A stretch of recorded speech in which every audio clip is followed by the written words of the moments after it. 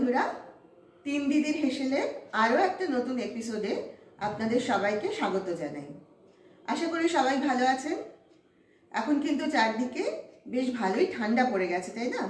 আর এই সময় কিন্তু আমাদের সবারই বেশ গরম গরম কিছু খাবার খেতেই ভালো লাগে। তো আজকে আমরা আপনাদের জন্য সেরকমই একটা রেসিপি নিয়ে এসেছি। আজকে আমরা একটা স্যুপ বানাবো আপনাদের জন্য।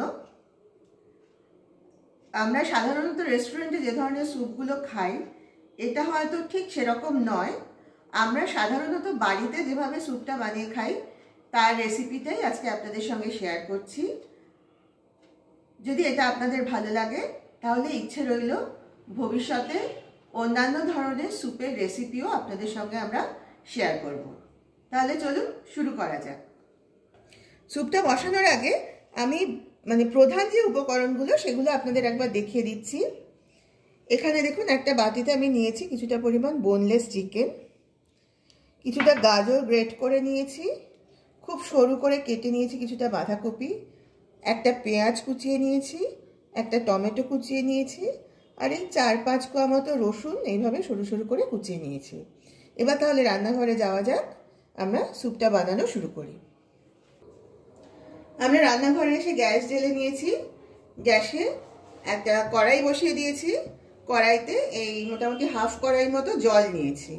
এবার এই জলের মধ্যে আমরা একে একে এই উপকরণগুলো দিয়ে দেব।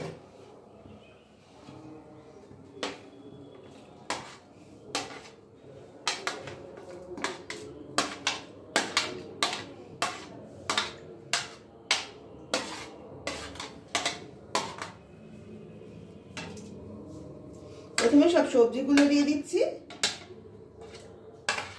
তারপরে দিয়ে দেব এই বোনলেস চিকেনের পিসগুলো।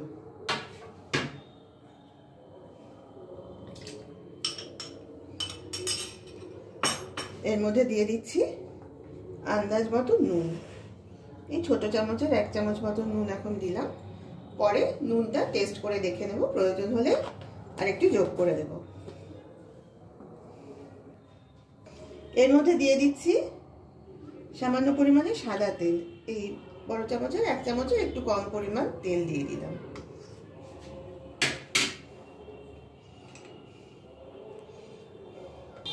এবার আমি কড়াইটা ঢাকা দিয়ে 10 মিনিট রাখবো। এই 10 মিনিটে চিকেন প্লাস সবজিগুলো সব সেদ্ধ হয়ে যাবে।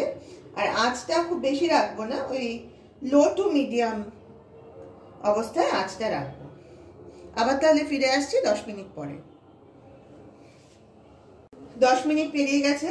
এবার আমি গ্যাসটা প্রথমে অফ করে দিলাম, ঢাকাটা তুলে নিলাম। এবারে যেটা করব, চিকেনের পিসগুলো যেগুলো সেদ্ধ হয়ে গেছে এতক্ষণে, এবার চিকেনের পিসগুলো আমি একটা প্লেটের মধ্যে তুলে নিচ্ছি।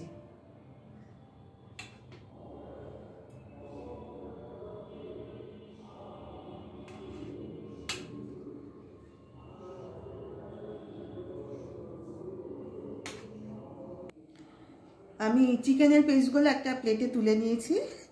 এবার আমি এগুলো এইভাবে কাঁটা চামচ দিয়ে ছাড়িয়ে ছাড়িয়ে নেব।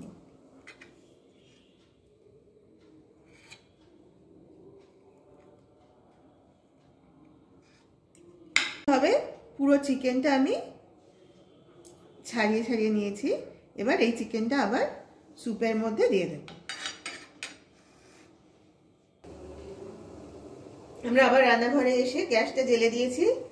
এবার এই চিকেনগুলো আবার স্যুপের মধ্যে দিয়ে দিলাম।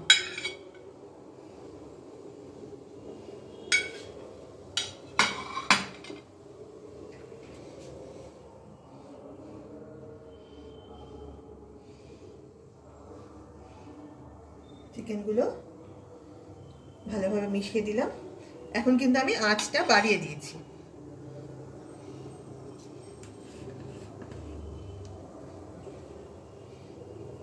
এর মধ্যে দিয়ে দিচ্ছি ছোট চামচের 1 চামচ পরিমাণ মতো গোলমরিচের গুঁড়ো।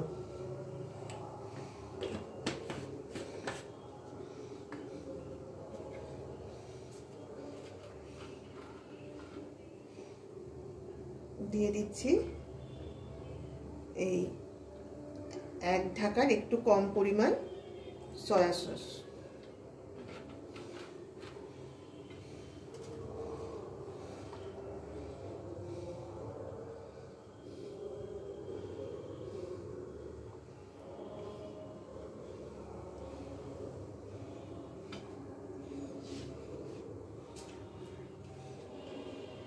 এটা হোয়াইট ভিনিগার নিয়েছি, এই বোতলেরই ছোট ঢাকার 1 ঢাকা মতো ভিনিগার দিয়ে দিলাম।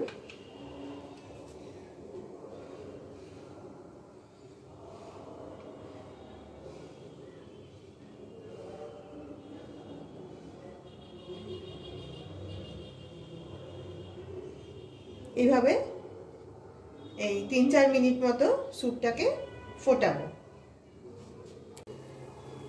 প্রায় 3 মিনিট মতো সময় পেরিয়ে গেছে, স্যুপটাও ভালোভাবে ফুটে গেছে। এবার আমি দেখুন এখানে একটা ডিম ভেঙে নিয়ে ভালোভাবে ফেটিয়ে নিয়েছি, এইটা আমি এবার এই স্যুপের মধ্যে দিয়ে দিচ্ছি। এটা কিন্তু একেবারে অপশনাল, আপনারা চাইলে দিতে পারেন, না চাইলে নাও দিতে পারেন।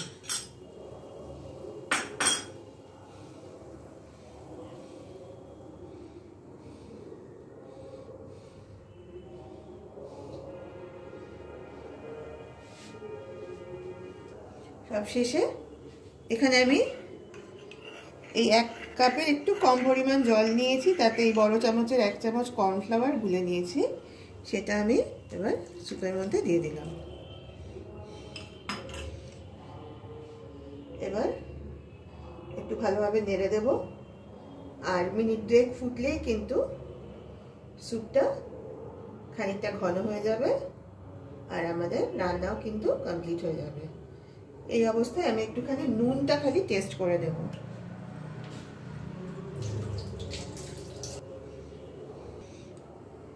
আচ্ছা, আমি না এর মধ্যে নুনটা টেস্ট করে দেখেছিলাম একটু কম আছে, তাই আমি আরেকটু নুন অ্যাড করেছি আর 1/2 চামচ মতো কর্নফ্লাওয়ারও অ্যাড করেছি।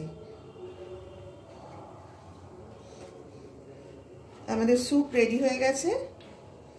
আমি নামানোর আগে 1 চামচ চিলি সস দিয়ে দিচ্ছি। সসটা কিন্তু আপনারা আপনাদের পছন্দ অনুযায়ী দেবেন, আপনারা টমেটো সসও দিতে পারেন, যে যেরকম সস পছন্দ করেন, ঝাল বা মিষ্টি যে যেটা ভালোবাসেন সে সেইভাবে সস দিয়ে দেবেন।